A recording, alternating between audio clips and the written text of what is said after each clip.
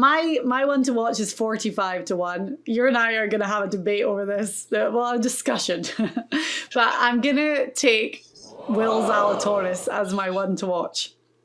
45-1.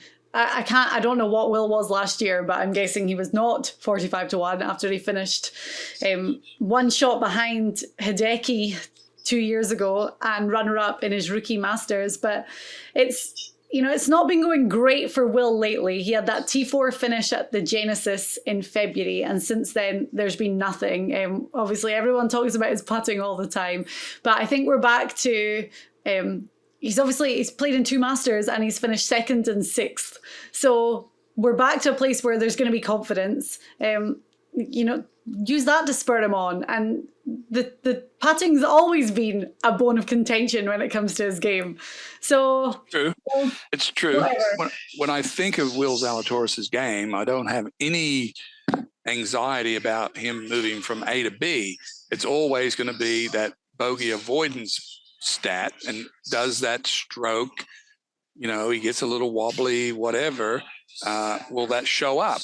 And it's tough to pick him. When you think of the Masters, Diane, you think of Ballesteros, great putter. You think of Ben Crenshaw, you think of Larry Mize, you think of Tiger, you think of, all these guys that putt so good. They're so good with the putter. Scotty Scheffler, great putter. In my head, I can't put Zalatoris in there yet until he pulls it off. But from tee to green, he's as good as any of them. Yeah, exactly. And the course history and the fact that he has only played in 2 and he's done great. He's got really, I'm looking at his greens and reg stats. His greens and reg stats are really good. I'm going to get the putting average numbers, which... they're not terrible. They're really not. He was 8th at the Genesis in putting, 12th after the Arnold Palmer Invitational, 55th after the Players. But, they're not horrific. It's not like we're talking 150 or 200, so...